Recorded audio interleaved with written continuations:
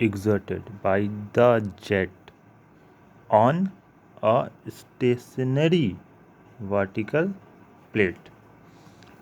ठीक है, तो ये है जेट ऑफ वाटर। हमें निकालना है इस जेट ऑफ वाटर का फोर्स किस पर, एक प्लेट पर। अब प्लेट कैसा है, प्लेट है स्टेशनरी।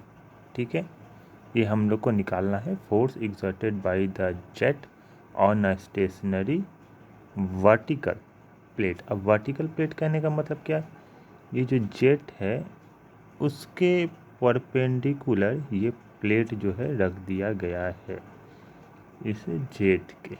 ठीक है, अभी आप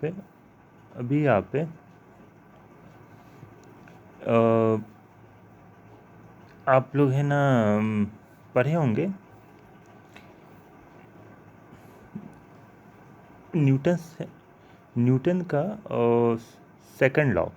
ठीक है, न्यूटन का सेकंड लॉ आप लोग जानते होंगे। क्या है फॉर्मूला न्यूटन का सेकंड लॉ का, एफ एक्सटर्नल, यानी कि जो भी आप एक्सटर्नल फोर्स लगाते हो वो क्या होता है, dp बटा dt, यानी rate of change of momentum.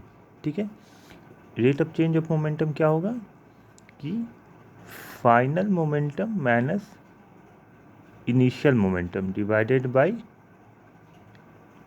Time का चेंज। ठीक है, मान dt रख लेते हैं। ठीक है, dt रखते हैं, तो final momentum minus initial momentum, ये होता है एक्सटर्नल फोर्स अप्लाइड। लेकिन आप है ना यहाँ पर आप ध्यान दोगे, अभी आप ध्यान दोगे यहाँ पे कि यहाँ जो लिया गया है initial momentum minus final momentum लिया गया है। लेकिन होता क्या है न्यूटन सेकंड लॉ के अनुसार कि जो भी एक्सटर्नल फोर्स, ठीक है, अभी यहाँ पर एक्सटर्नल फोर्स क्या हो गया, जेट लगा रहा है प्लेट पर। ठीक है, तो जेट लगा रहा है प्लेट पर, तब जेट का जो external force is equal to rate of change of momentum होना चाहिए, यानी कि फाइनल माइनस इनिशियल होना चाहिए। लेकिन यहाँ क्या, initial momentum minus final momentum. यहाँ पर बहुत सारे स्टूडेंट्स को कन्फ्यूज़न होता है और ये बिना समझे आगे निकल जाते हैं, अच्छा छोड़ो इसको मान लेते हैं, होता है ऐसा। लेकिन आपको यहाँ पर मैं बिल्कुल क्रिस्टल क्लियर कर दूंगा कि आखिर ये initial momentum minus final momentum क्यों लिखा हुआ है ये। ठीक है, ये यहाँ क्यों लिखा हुआ है, चलिए तो यही मैं आपको समझाता हूँ ये लिखा क्यों है। ये लिखा है, देखिए आप है ना अपने इंजीनियरिंग के प्रिपरेशन में आप पढ़े होंगे कि एक मास है m। ठीक है, बाहर से अगर आप फोर्स लगा रहे हो, आपको फोर्स लगा रहे हो, तो आप और इस मास में एक एक्सेलरेशन आ रहा है a। ठीक है, तो आप क्या लिखते हो फॉर्मूला न्यूटन सेकंड लॉ के अनुसार, F is equal to m multiplied by a। ठीक है, आप यहाँ पे ध्यान दो, ये m किसका है, जिस पर फोर्स लगाया जा रहा है, इस ब्लॉक का है, इस ब्लॉक का मास है m। ठीक है, हो गया। और इस ब्लॉक का जिस पर आप फोर्स लगा रहे हो उसी का यहाँ पे एक्सेलरेशन a है। ठीक है, आप इसको ऐसे भी लिख सकते थे, F is equal to rate of change of momentum. ठीक है, यानी कि इस मास का final momentum minus initial momentum divided by time. ठीक है, ये लिख सकते हो आप, ये होता है। अब आ जाओ आप हमारा जो मेन टॉपिक है वहाँ पर, यानी कि force exerted by the jet on a stationary vertical plate. ठीक है, वहाँ आ जाते हैं हम लोग। अब यहाँ आते हैं तो हमारा क्या है, यहाँ पर एक प्लेट है। ठीक है, और ये हमारा जेट है। ठीक है, और ये यहाँ पे इसको हीट कर रहा है, ये जेट हो गया, ये प्लेट हो गया। ठीक है, अब हमें क्या निकालना है, force exerted by the jet on the plate, ये निकालना है। तो यहाँ पे हमारा ब्लॉक का काम कौन कर रहा है, ब्लॉक का काम कर रहा है ये प्लेट। ये प्लेट क्या हो गया, यहाँ पर ये चीज़ हो गया, और ये जेट जो हो गया, जो जेट ऐसे आ रहा है, ये हो गया आप। ठीक है, आप हो गया। ठीक है, अब आप है ना जब फॉर्मूला लगाओगे तो F इज इक्वल टू हो जाएगा, क्या हो जाएगा, mass of the plate multiplied by acceleration of the plate, ये हो जाएगा। अब देखो आप, या आप लिख सकते हो और ये इसके अनुसार भी, mass of plate final velocity minus initial velocity divided by time. ठीक है, ये भी लिख सकते हो ना, मोमेंट पता है ना, मोमेंटम इज इक्वल टू होता है मास मल्टीप्लाइड बाय वेलोसिटी होता है ना, तो आप ये लिख सकते हो। ठीक है, अब देखो इस डिस्कशन में इस जो भी फ्लूइड मशीन्स का जो ये चैप्टर है, जो पहला चैप्टर, ठीक है, force exerted by the jet, अभी जो सेक्शन है force exerted by the jet on a stationary vertical plate, इस टोटल इस चैप्टर में कहीं भी आपको मास ऑफ प्लेट नहीं मिलने वाला है। ठीक है, मास ऑफ प्लेट कहीं नहीं लिखा रहता है। तो आप जब मास ऑफ प्लेट है ही नहीं तो आप ये फॉर्मूला कैसे लगा लोगे, ये फॉर्मूला आप कैसे लगा, मास ऑफ प्लेट है ही नहीं ना, मास ऑफ प्लेट है ही नहीं आपके पास। ठीक है, तो अब क्या करना है, जब ये है ही नहीं मास ऑफ प्लेट, तो अभी हम लोग क्या करेंगे कि आप है ना न्यूटन्स का थर्ड लॉ जानते हो, न्यूटन का आप थर्ड लॉ जानते हो। थर्ड लॉ क्या है न्यूटन का, ठीक है, to each and every action there is an equal and opposite reaction. तो यानी कि जो जेट का जो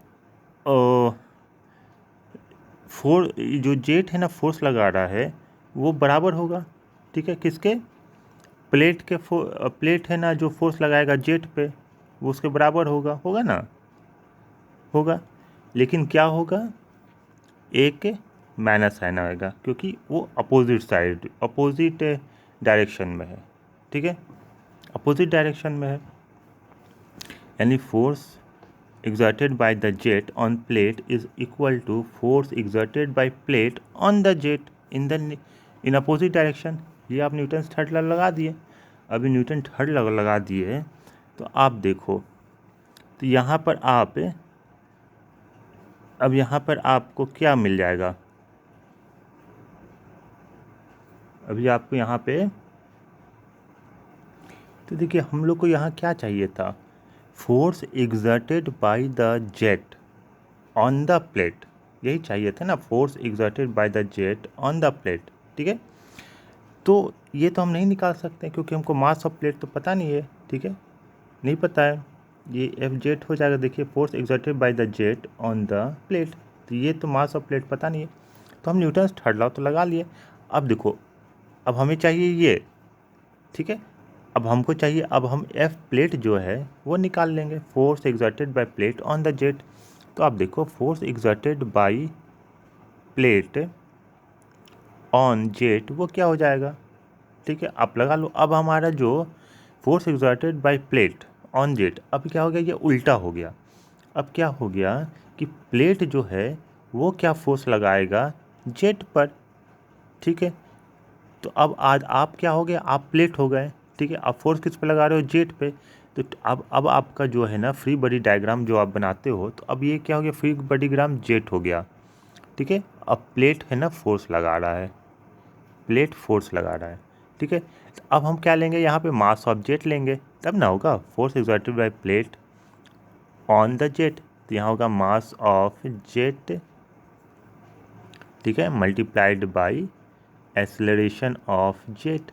ठीक है, या mass of jet multiplied by final velocity of jet minus initial velocity of jet divided by time, यही होगा। अब ये जो हम वैल्यू रखेंगे यहाँ रख देंगे, ठीक है, यहाँ रख देंगे। अभी हम इसको इरेज कर देते हैं। देखो अभी अब क्या हो जाएगा, F jet is equal to हो जाएगा माइनस एफ प्लेट। ठीक है, अब एफ प्लेट क्या हम निकाल लिए, ये हो जाएगा मास ऑफ जेट, यानी कि force exerted by plate on jet. Plate क्या फोर्स लगा रहा है, प्लेट क्या फोर्स लगा रहा है जेट पे, तो हम लेंगे मास ऑफ जेट लेंगे ना, ठीक है। Mass of jet, final velocity of jet minus initial velocity of jet divided by time, ठीक है। अब यही आप अंदर ले लोगे माइनस को, तो यही हो जाता है initial minus final velocity of jet, ठीक है। और ये mass of jet bye time, ठीक है, ये हो जाता है मास रेट ऑफ जेट, ठीक है। और ये मास रेट ऑफ जेट ये क्या हो जाएगा बाय टाइम, मास क्या होता है volume into density by time, volume क्या हो जाएगा। अभी देखो जेट जो है हमारा ये होता है, इसका दे देता है क्रॉस सेक्शन डायमीटर दे देता है, क्वेश्चन में डायमीटर दे देता है। तो जब डायमीटर दे देगा तो इसका जो आपको एरिया क्या हो जाएगा, एरिया हो जाएगा π/4 d स्क्वायर, ठीक है ना, होगा ना एरिया, क्रॉस सेक्शनल एरिया। तो वॉल्यूम जो है यहाँ वॉल्यूम v, ये वॉल्यूम v, तो ये हो जाएगा एरिया इनटू लेंथ, होगा ना। ये मान लीजिए ये जेट है ना, डिस्टेंस है ना कवर करता है, ठीक है, टाइम t में, l डिस्टेंस कवर करता है इन t टाइम, तो A L into density d को रो मान लीजिए, रो लिख लीजिए बाई t, ठीक है। तो ये l बाई टी हो जाएगा वेलोसिटी ऑफ जेट, ठीक है, वेलोसिटी ऑफ जेट। तो ये हो जाएगा a multiplied by v multiplied by rho, ठीक है। तो मास फ्लो रेट ऑफ जेट ऐसे लिख देते हैं, ये हो जाएगा आपको रो ए वी, ठीक है, ये हो जाएगा, ठीक है। मास देखो ये हो गया ना रो ए वी, ठीक है। यहाँ से तो आपको मालूम पड़ गया ना, आखिर फाइनली आपको मालूम पड़ गया कि क्यों है ना आपको इनिशियल माइनस फाइनल होता है, क्योंकि यहाँ पर न्यूटन्स थर्ड लॉ लगा रहे हैं, क्योंकि आपके पास प्लेट का मास है ही नहीं। जब मास ऑफ प्लेट नहीं है तो न्यूटन्स थर्ड लॉ लगाओ, थर्ड लॉ लगाओगे जब, तो एक्शन रिएक्शन होगा, नेगेटिव साइन आएगा।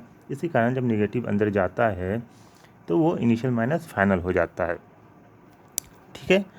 और एक बहुत ही इम्पॉर्टेंट बात बता रहा हूँ, ये आपको मास ऑफ रेट ये याद रखना आप, इसका जो वैल्यू है mass flow rate of jet rho A V, ठीक है। ये जब जेट जो है आपको मैं बता देता हूँ, ठीक है।